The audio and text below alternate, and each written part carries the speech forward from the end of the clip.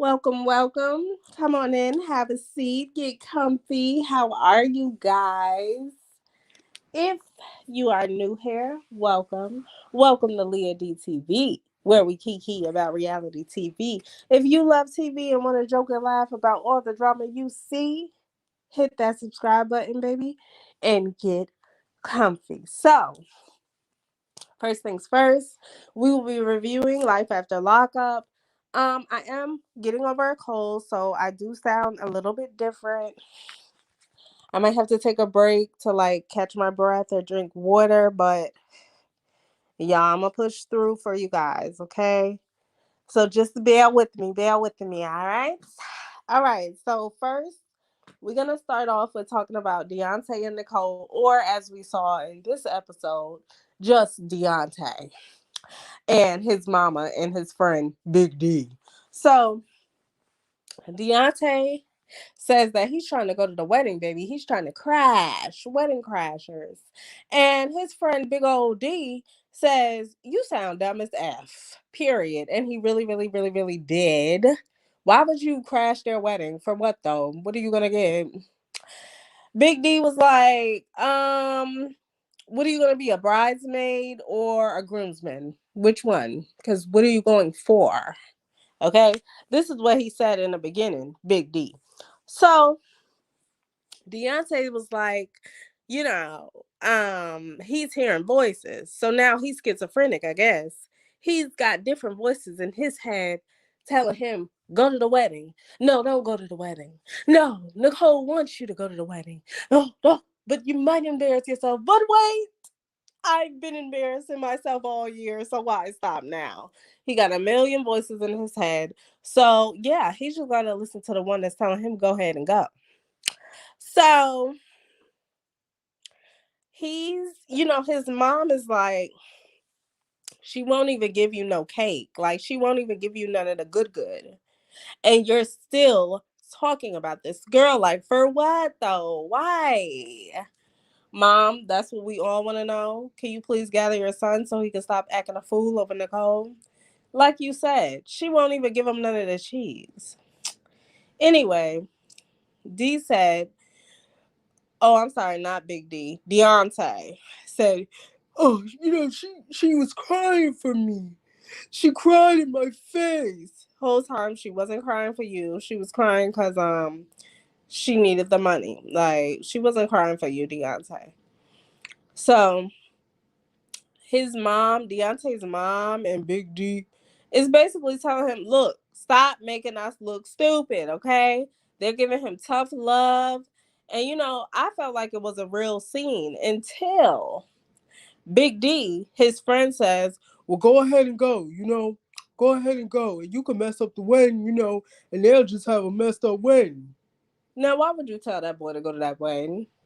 That's when I think producers stepped in and was like, this isn't going as planned. Maybe if we tell Big D to encourage him to go, he'll go.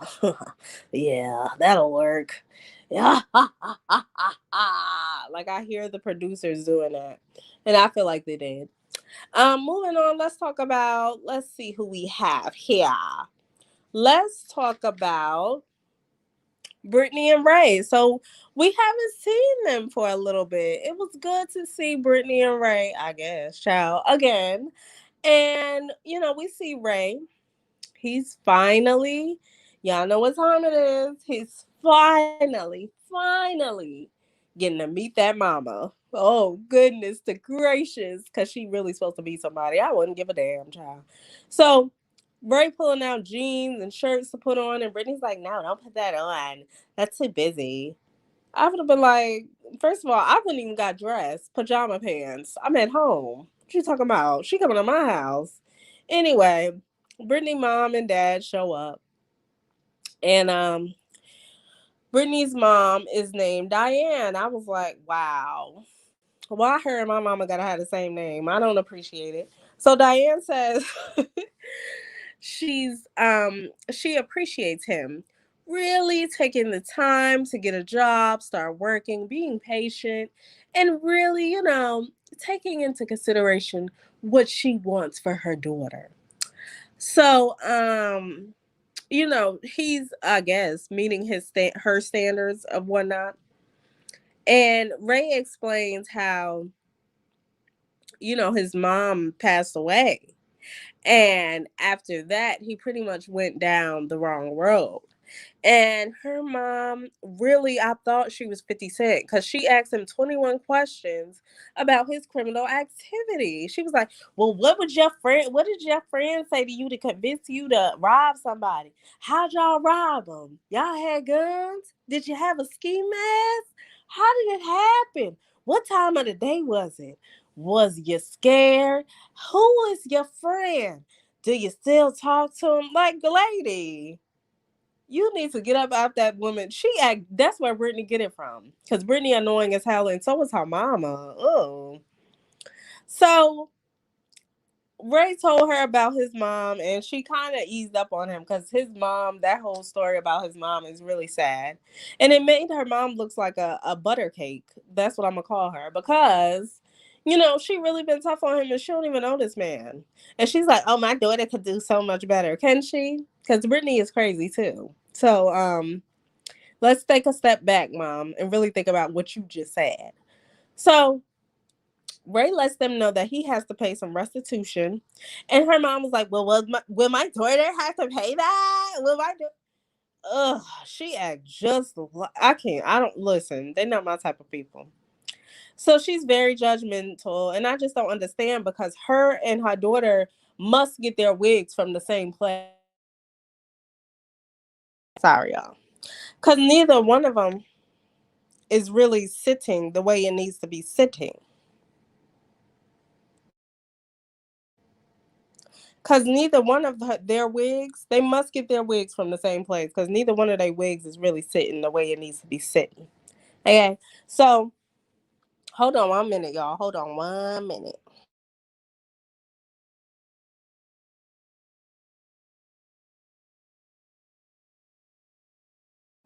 Okay, I'm back. Child, alarm going off, messing up my stream and whatnot. So, Brittany says that she wait. Brittany's mom is like, Brittany could do better, child by.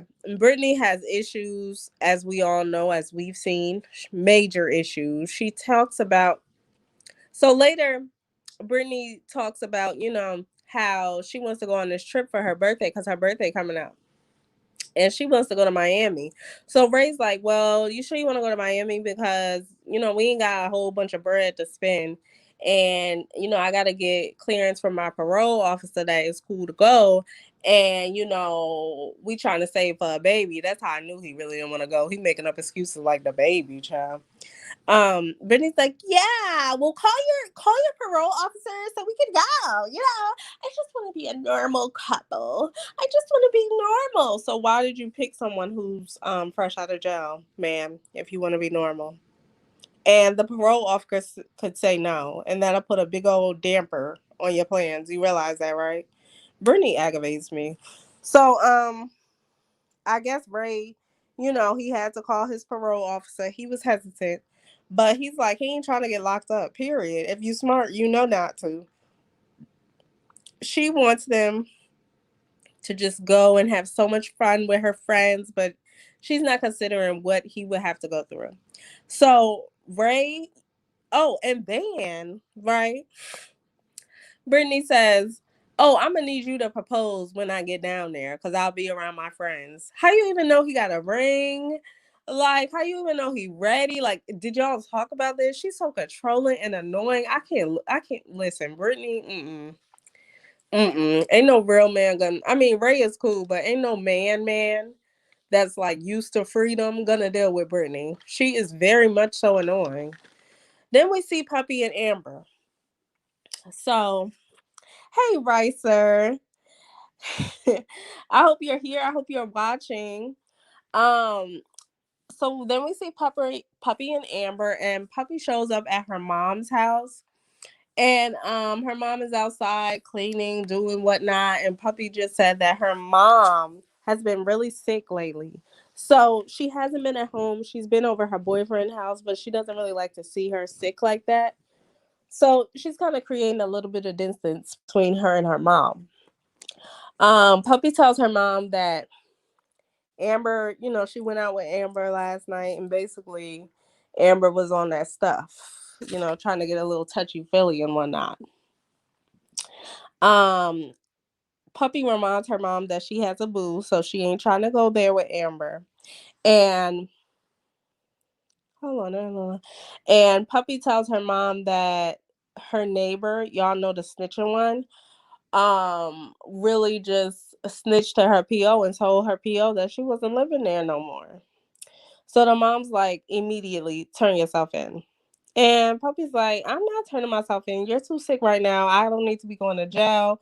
What if something happens to you? Like, I'm just trying to be free right now. And it was really touching because I understood where Puppy was coming from. You never know. I mean, you never know what could happen to people when you are locked up. But the status that her mom is in right now, it's just like, it sucks that she has to turn herself in. So, later on, Puppy called Amber and expressed, her worry with going back to jail and whatnot. And Amber's basically like, know Amber gonna tell her to do the right thing. So Eric says, first he's like, turn yourself in, but don't turn yourself in. He's like, turn yourself in, but if you don't, we can ride this thing out like Bonnie and Clyde. It is what it is. I'm ready, to do whatever you ready to do.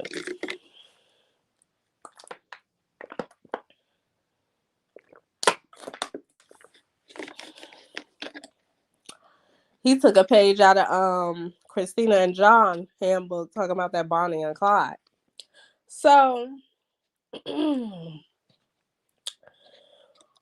they're sitting on the couch and Eric's like texting and he texts Puppy, will you marry me please? And Puppy's like, did you text the right person? And he's like, yeah, I got this ring right here, you know what I'm saying? And I think it'd be nice on you. I don't know. I thought his proposal was cute but lazy. Because, baby, you need to get on one knee. We need to be in public. Everybody needs to see us. It needs to be a scene. But it was cute or whatever, I guess. So, Puppy seemed a little bit hesitant at first. But she ultimately walked over to him and was like, yeah, started kissing on him, sat on his lap. So, for all we know, Puppy might be engaged right now. So that's good. Moving on, let's talk about Sarah and Shane.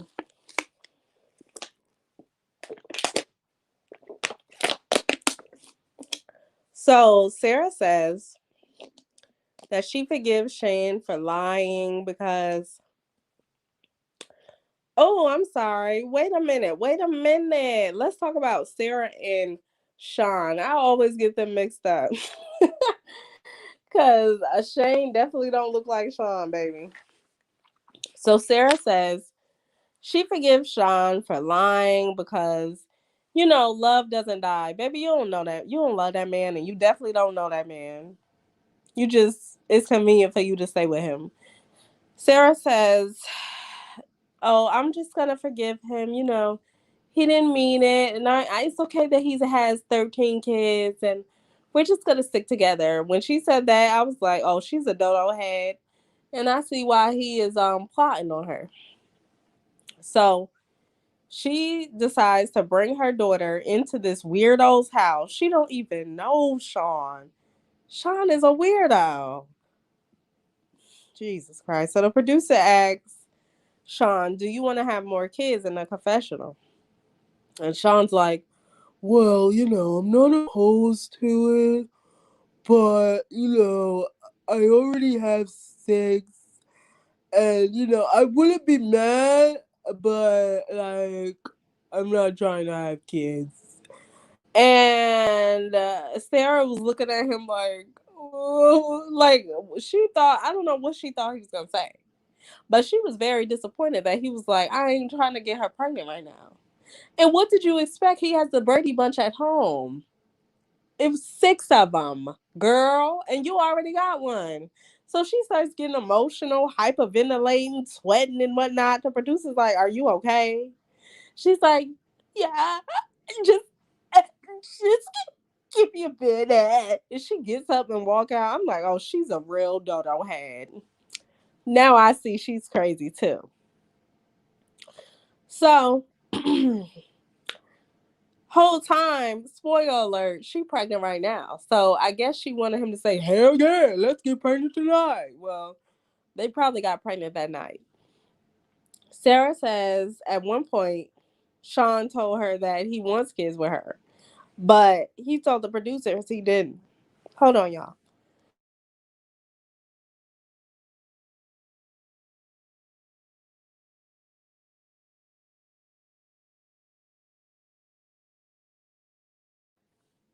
Sorry, I'm losing my voice. So he told the producers that he didn't. So that's what made her hyperventilate and sweat and do whatever else she was doing. So Sean says, I misunderstood the question. I misunderstood. I really want kids. Come on. Come on, Sarah. Come on, I didn't mean it. You know how stupid he talk. So she walks outside, walks to the car. She's like, I'm done. I'm done. Okay, I'm done. Well, good. Be done. Because y'all get on my damn nerves anyway. So that's the last we see of them. She probably got pregnant that night because they're very responsible and whatnot. And yeah, moving on. Let's talk about Lacie and Shane. They're another couple we didn't see much of, like in the past episodes, but it's good to be updated on them. So, um, Lacey's with baby Summer, and Shane asks her, "Did she sleep on the couch last night?" And she's like, "Yeah, I slept out here." XO Miss Sanchez. It feels like the side character, like Big D and the mama, are more entertaining than the couples. Baby, they are. Especially when the mama be like, "Stop the bus! Stop the bus!" She's so animated. Yeah, they are. Period. Um, so yeah, we see Lacie and Shane, and he's wondering why she slept on the couch whole time. She can't stand them, baby. Um, Lacie said she feels disconnected from Shane. Shane says that he feels like they've been tit for tat. Well, yeah, that's what y'all do. Y'all tit and tat all day, every day. So they get emotional because they just feel like they should be better parents for baby Summer, who is adorable, by the way. And Lacie wants to make it work, basically. So they both want to do better. They're sitting on the couch together and they're just like cuddling, kissing. We're gonna do better, baby. We're gonna do better. Look at baby Summer. She deserves us to be better. We can do better. All this cap. Next scene, we see them later on. We see the cops is outside their house, and Shane is getting handcuffed.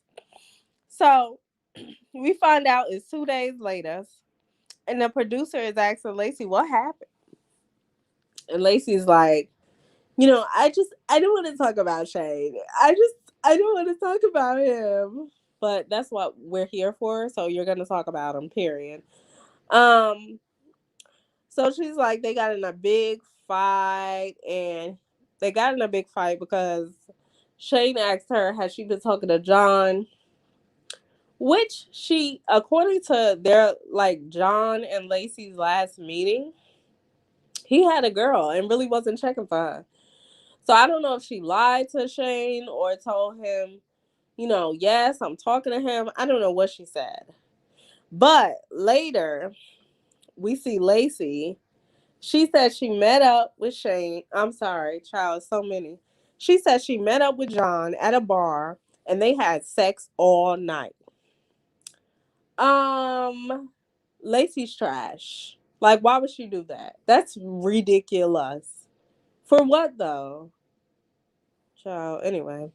Lacie said they don't know each other, talking about her and Shane, and they aren't happy. So, she had to do what she had to do. I feel bad for the kids because Lacie is she just got both of these men rotating in and out of her house. She don't know who to choose. Like, girl, pick one. You Looney Tune.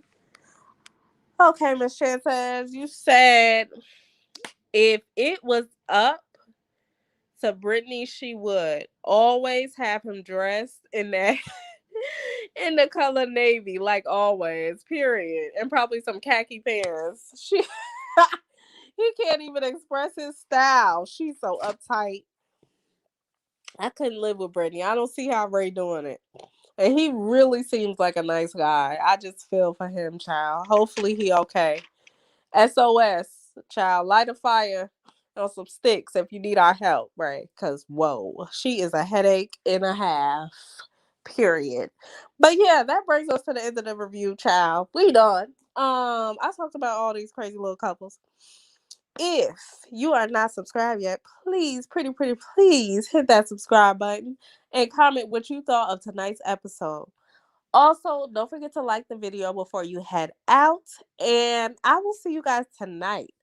Don't forget, I will be going live after the Married at First Sight reunion. Baby, it's part 2. Baby, it's about to be crazy. We need to find out what's going on with Mirla and Johnny, honey. Hopefully, they give us the tea. So, circle back around to my channel around 10 p.m. Okay, y'all? And I'm going live. And I need y'all opinions, okay? After the show. We chopping it up. We kikiing. All right, I'll see you then. Ta-ta.